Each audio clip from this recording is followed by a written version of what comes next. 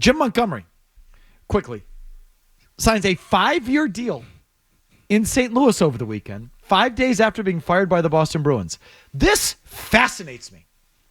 And if it weren't a Monday where we could pick apart the Bruins, Patriots, we'd spend more time on it. Maybe we'll pick it up tomorrow. But this, sort of changes my view on some things. Mm-hmm. Okay, first of all, I've been under the impression that there's just crap swirling around that team.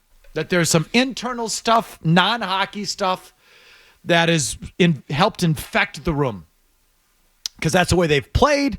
We've heard dribs and drabs of things. There's some things that are around the team, adjacent to the team, that you could want to connect some dots to or wonder if they're adjacent to. I've sort of been hinting at this stuff all season. And I think that Montgomery was part of that. Okay. Well, if all that stuff is true, either St. Louis didn't do its due diligence, or St. Louis did do its due diligence and realized bad rumors, or no, there's nothing really going on. Montgomery wasn't a part of anything, and he's our guy. Which, fascinates me. Sure. If it's that latter thing, this thing's maybe been in the bag for a while, is what makes me wonder about. Well, and that's, to me, is then the second part, Murray. It's that, according to Ty Anderson, St. Louis has wanted Montgomery for a while. St. Louis was waiting for the end of that Maple Leaf series last year, that if the Bruins lost to the Leafs, Montgomery was going to get fired, and St. Louis was going to pick him right up. And St. Louis was rooting for the Leafs, because according to Ty Anderson. And that St. Louis was ready to pounce on Montgomery after last year, and they've been waiting this year. And as soon as he gets fired, boom, 5-year deal in St. Louis, which is more than they were going to give him here. So now I look at this and I go, Montgomery wasn't here groveling for his job. Montgomery was here saying, go ahead and fire me, you clowns. I got a job in my back pocket that's better than this one. So go ahead, Cam. He had leverage. Montgomery wasn't desperate to save his job. It might have been just the opposite. He wanted to get fired. Which kind of, I look at differently now. Yeah, go ahead and give the captain a shove on the bench. What do you got to lose? You got a job waiting for you. And go ahead. Call out your captain, bench your best player, keep your goalie in on a 7-goal game. Whatever. I'm going to go down swinging because I got something. It does make you look at all these things differently now. It did to me. Again, benching Pasternak, leaving Swayman out to dry. These other games where he's giving up 5-6 goals, let him rot. Ty also reported that the Bruins went to him and gave him 3 different contract extensions. They probably weren't all that much money, but he was like, nah, because he probably knew the whole time, once I'm gone from here, I got a 5-year deal waiting for me in St. Louis. So I'm going to show up, half-ass it, wear offensive T-shirts, put onions in the drop ceiling. F you guys.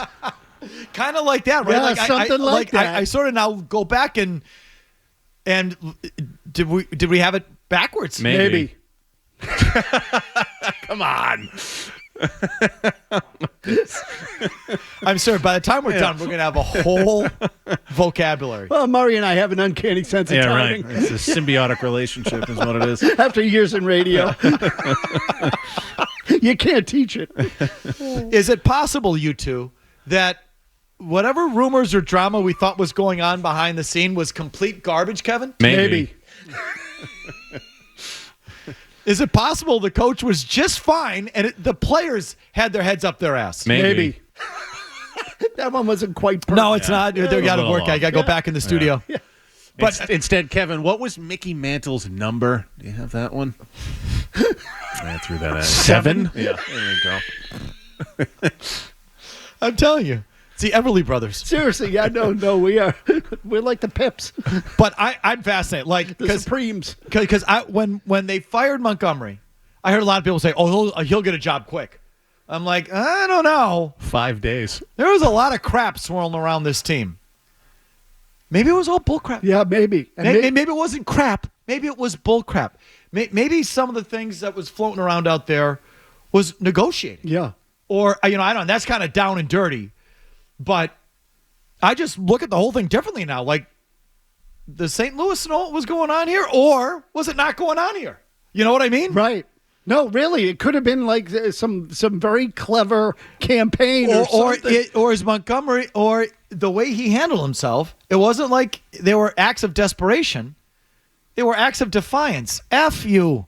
F you all. I got a better gig waiting for me. I mean, he wouldn't be the first coach, in any sport to like try to facilitate his own departure because he either hated it or B had something better. No, it's like Parcellian in nature, really. Yeah, and I mean, he wouldn't be the first.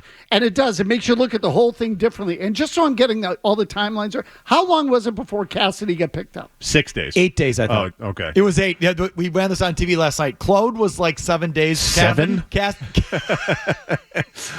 Something like, or maybe 20. I don't know. But they were all within a couple weeks of each other. Okay? So listen. Like, people have added Claude. Remember, Claude went to Montreal and fell flat on his face. Yeah. He inherited a first-place team and promptly took them to Le toilet. Yeah, Nowheresville. And they still, really haven't recovered outside the stupid fake COVID year. Okay, so Claude, they were right to move on from Claude. He did not, he did not put that back in their face. Cassidy, that's a different story. And I predict Montgomery's not going to have success. I don't think he's much of a coach. I've never been a huge fan. I don't know.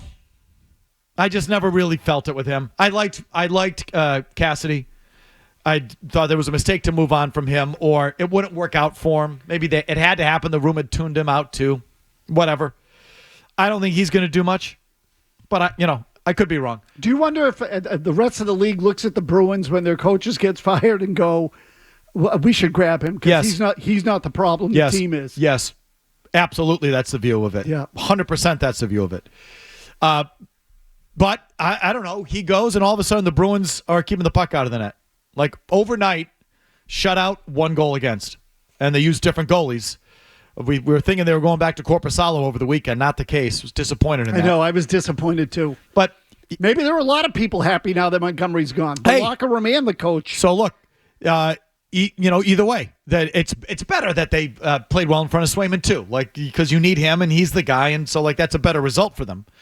The drama, I would have liked to have seen them keep Swayman on the bench for the talk show, but for the team, it's better that Swayman played, and they played well in front of him, and maybe it's a win-win. I do think the Bruins still do have the talent to be a playoff team, and maybe this is the start of them getting back to that. They still can't put the puck in the ocean to save their life, but first things first, the easier thing to do is to clamp down defensively and start doing that thing. So they've done that thing overnight. So the Bruins have benefited from, but the Montgomery thing, that did surprise me, that he had something that lucrative ready to go. I was like, when I heard it, I went, whoa. Yeah. I didn't see that coming. If you like that clip, check out more videos from Felger and Mazz here. For more Bruins analysis and opinion, hit this playlist. And for all the latest from the Sports Hub, download the app at 985thesportshub.com.